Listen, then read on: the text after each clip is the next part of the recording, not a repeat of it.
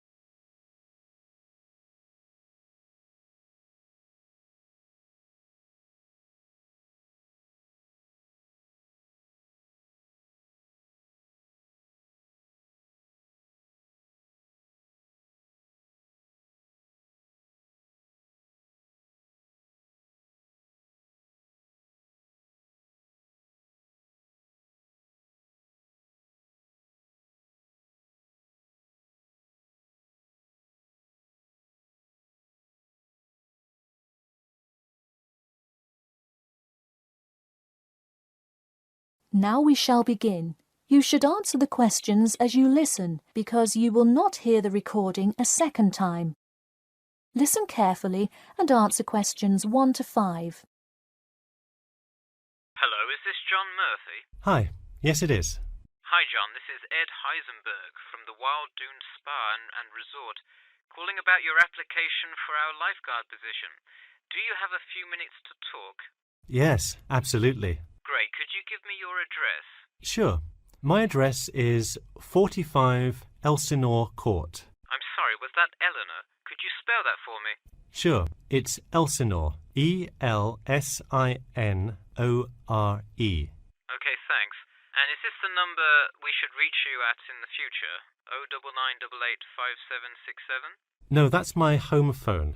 But let me give you my mobile number instead. 077 896 245. Call me on that one. Okay, I'll make a note of that. Could you tell me your availability?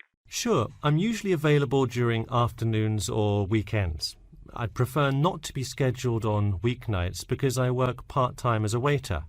That shouldn't be a problem, since we don't stay open very late anyway. And do you have any other employment experience? Yes, I've worked at a few other places. I was the baseball coach at Richmond High School last season. I see. And do you have any other experience that you would like us to note on your application? Yes, last year I worked at the beach as a rescue diver. Rescue diver? That sounds intense.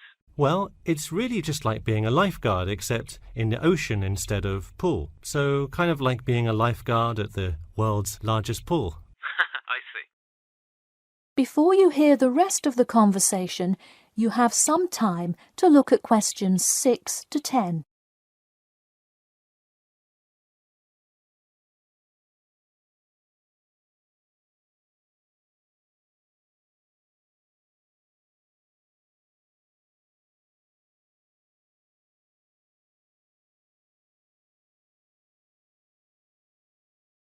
Now listen and answer questions 6 to 10.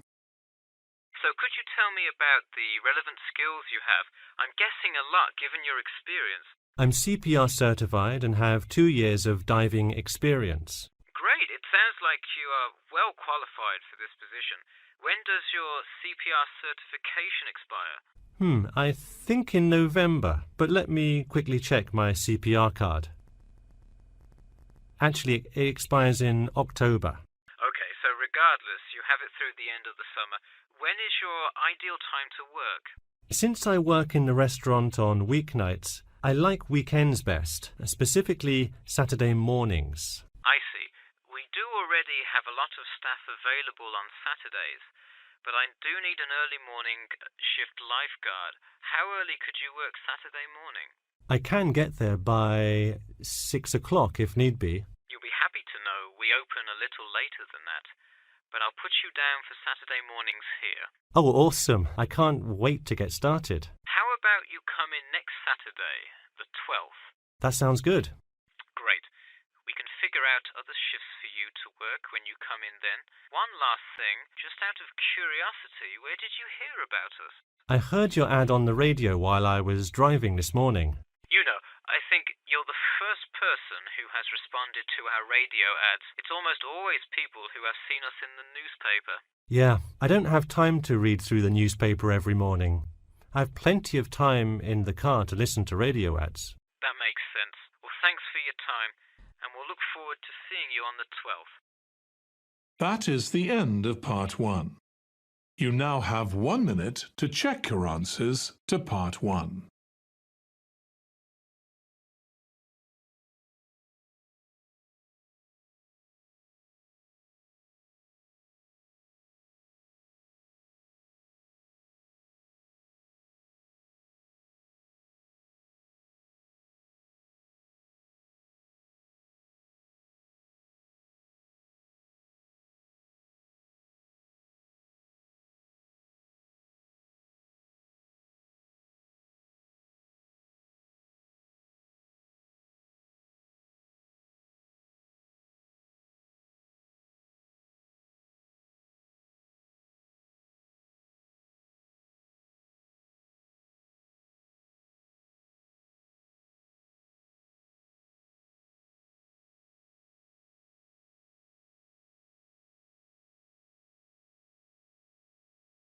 Part 2.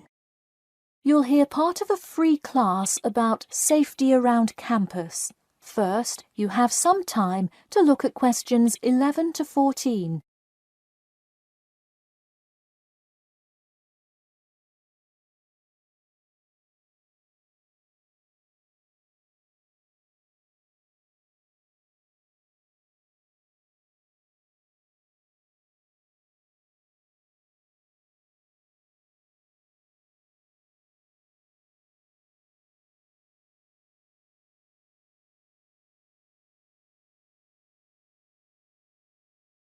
Now, listen carefully and answer questions 11 to 14. Good evening. I'm Geoffrey Miller from the University of Nottingham Student Union, and in this week's free class, Carlos Garcia is going to tell us about safety around campus. Over to you, Carlos. Thank you, Geoffrey, and thank you all for your attendance today. Also, I'd like to thank the Student Union here at the university for organising this lecture. Well, I've been serving and protecting the city of Nottingham for over 20 years now as a member of the police department. Does anyone know what type of crime is the most prevalent on campus? I heard someone say drugs and alcohol. That actually isn't too much of an issue. Violence? Nope. Actually, the biggest thing we worry about here is theft. The nature of crime on Nottingham's campus is quite different from that of the surrounding areas. Crime rates across the East Midlands are very difficult to control. We'd like to see the rate stay the same for this calendar year, but it has been increasing steadily over the past 3 years. On campus, however, I'm happy to say that the overall crime rate has fallen this year. You wouldn't think so if you've seen the extremely exaggerated stories in the media. The media has done nothing but cause more concern about crime in our area. Even the crime shows you see today are a little bit far-fetched, but at least viewers know they're not real events. We'd really like to see more factual news articles out there so the public can have a rational sense of the safety level of our society. Before you hear the rest of the talk, you have some time to look at questions 15 to 20.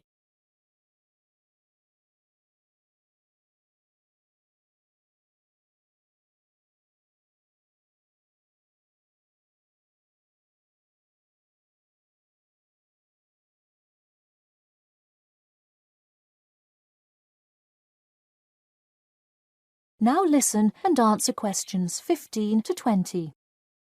Okay, let's move on to what to do when you see a crime. Do not get involved if at all possible, and do not draw too much attention to yourself by running away in a conspicuous manner.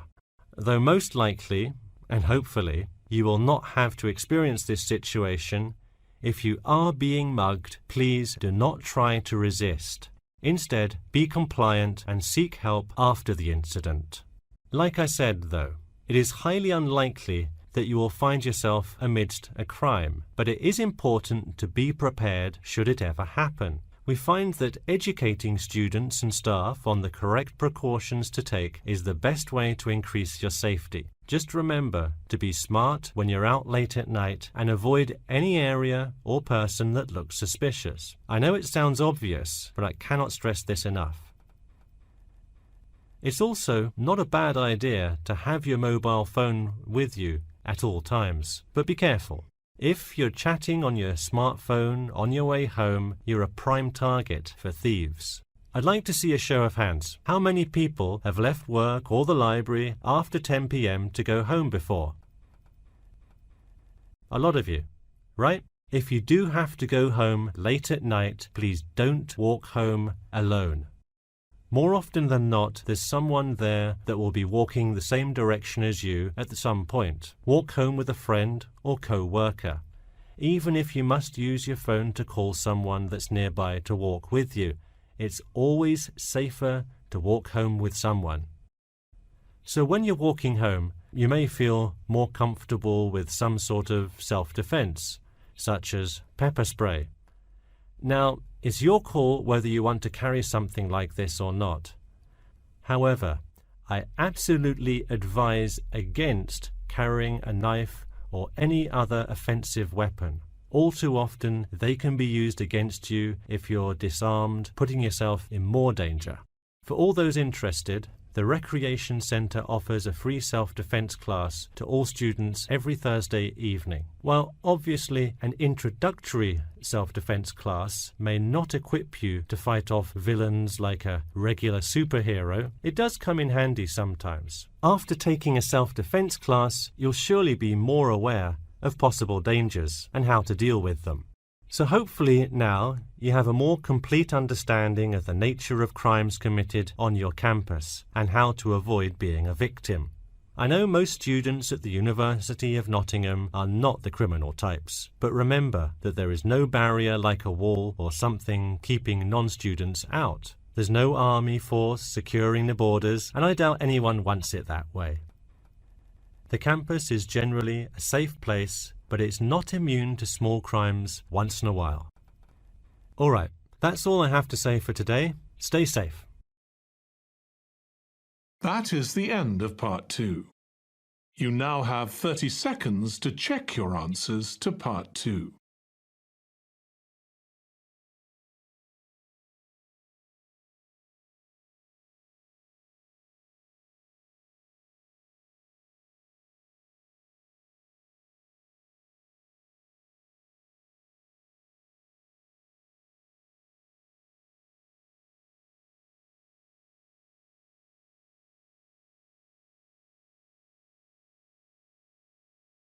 Part 3.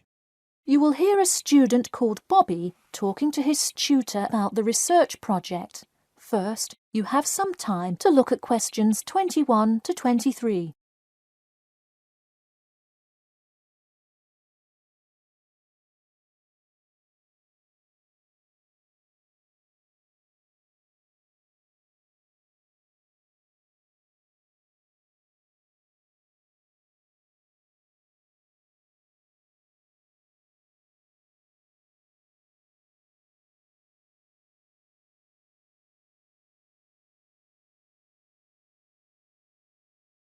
Now, listen carefully and answer questions 21 to 23.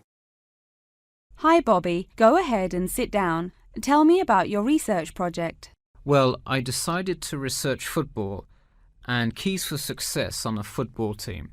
That sounds great. What are the guidelines for the test? Did the teacher talk to you about it in class? No, everything is on a handout that was passed out. It says that the first draft is due at the end of next week and the second and third are due later on in the month. I don't understand why we have to keep revising and fixing it. Is this assignment really that important? Well, this project is a major requirement for passing 11th grade English and will go on your permanent record. Oh, really? Does that mean it will affect what English level I am placed in next year? Well, not exactly. You need a good grade to move on, but it is your overall grade and teacher recommendation that determines what level of English you are placed in next year. Anyway, tell me about your topic choice. Do you play football? Well, actually, it's because my father loves the sport. He watches it every weekend.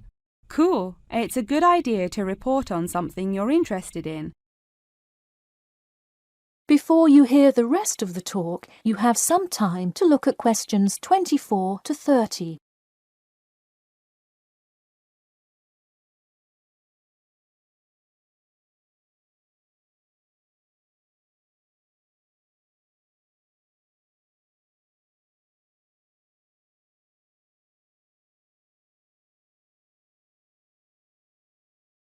Now, listen carefully and answer questions 24 to 30. I see you worked hard calling players and the head coach to talk, so let's see what information you got. Well, you have to listen carefully to the first call on the recording. It's really hard to hear because the background noise is louder than the person's voice. Yes, it is a bit tough to discern. I'm afraid the player's answer is too short as well. You will have to interview him again and try to get him to give a better answer. Okay, I thought that might happen. I will call him again tomorrow. Moving on, let's look back at this question. You asked, tell me about a time when you learned a major life lesson through playing football and explain how that has shaped the person and player you have become now and how you hope to pass on that lesson. It is a great idea for a question, but in an oral interview it is far too complex. I would advise you to break it up into multiple parts to get a better response. I guess you're right. I wouldn't want to have to provide an answer to a question like that. I will simplify it. I found that when I asked players this question, it took too much time because they were struggling to answer the question completely. In fact, this is the question Joe Billings was answering when the tape ran out. He did tend to ramble on all the questions, didn't he?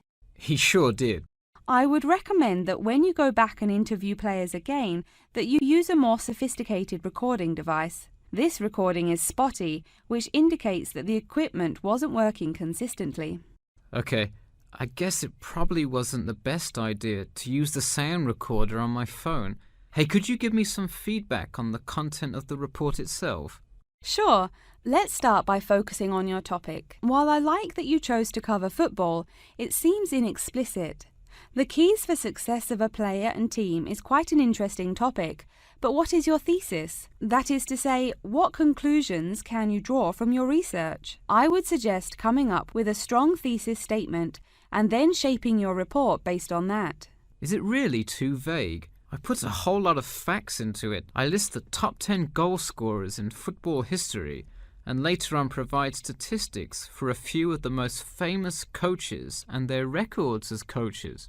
I think that's great that you included these facts, but I think you focus too much on the facts and not enough on connecting these facts to make your point.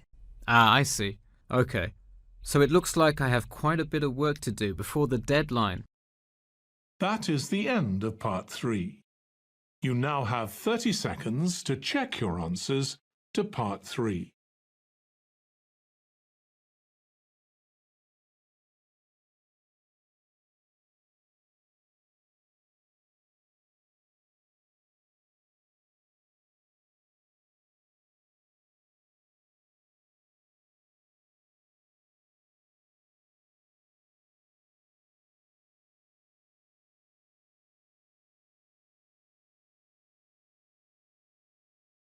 Part 4.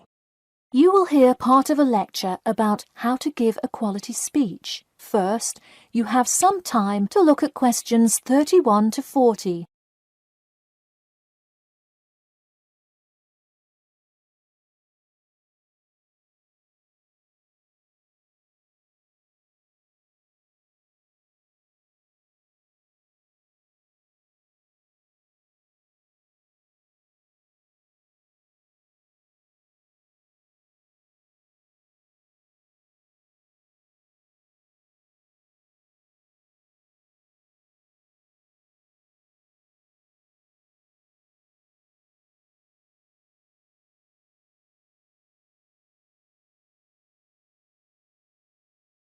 Now listen carefully and answer questions 31 to 40.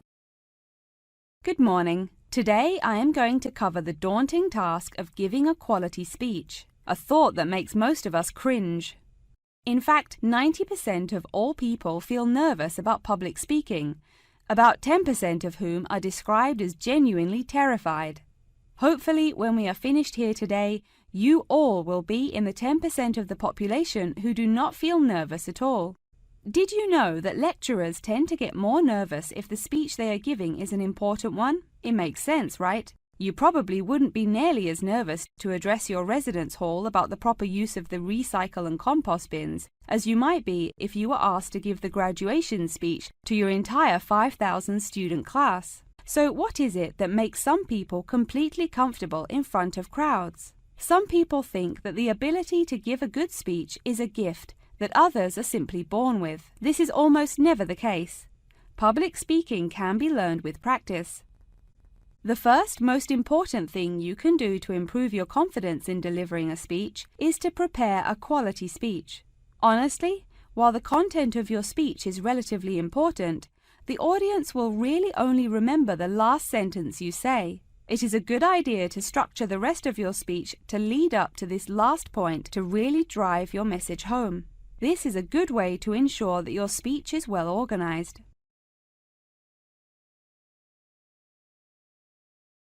Once you are confident in the quality of the speech you have written, the rest is just about your stage presence. Let's go through some do's and don'ts of public speaking. First, you want to command the attention of the room. Do not, I repeat, do not proceed with your speech until the audience is paying attention. Even Martin Luther King Jr.'s I Have a Dream speech wouldn't have made any difference in the world without the undivided attention of his audience. To continue with the I Have a Dream example, one of the reasons that MLK was such an effective orator was his ability to speak with passion and engage with his audience. That sort of charisma does not come from reading straight from paper. Don't get me wrong, it is a good idea to write your main ideas down on a note card, sheet of paper or something. But one factor that will consistently lead to a boring, forgettable speech is writing down your entire speech. Do not write your full speech down. If you are constantly reading your paper, you are not making eye contact with your audience, and thus failing to really express the feeling that goes with your ideas. I advise you write 1 or 2 ideas, so if you suddenly draw a blank, you have something to jog your memory. If you've written a good speech that you believe in, those ideas should be sufficient to keep you on track. Once you have those ideas written down, give your speech a few practice runs in front of the mirror, into your sound recorder on your phone, or with a friend before it comes time to address a crowd. That way, you can hear how the ideas come across, make sure there are no abrupt transitions, and find out whether you are talking too fast or too slow. Timing is important. Make sure you time yourself beforehand to see how long your speech is. That is pretty much it. With practice, you'll be able to deliver an expert speech that engages and even maybe inspires your audience. Just remember, speak with emotion. No one wants to listen to someone reading from a script. As I come to a close in my speech, I'll point out that I have employed all of these tips that I have covered. I practiced my speech ahead of time and timed it, and I can even show you my one small index card with just 3 simple bullets on it. It's as easy as that. That is the end of part 4. You would now have 10 minutes to transfer your answers to the answer sheet. So guys, don't forget like, subscribe and share my YouTube channel and my Facebook page. IELTS updates and recent exams. For more updates related to recent IELTS exam writing test topics, listening, reading, practice test and speaking, you got guesswork. Please guys, participate in everyday new IELTS listening and reading practice tests to achieve your desired band score in your actual IELTS exam. For more IELTS material, visit my official website www.ieltsupdatesandrecentexams.com. The link is given below in the description. If you need PDF files of latest IELTS material, then please join my Telegram channel. So guys, please write your score below the comment section. Again, thanks for listening. God bless you all guys. Stay tuned, stay safe.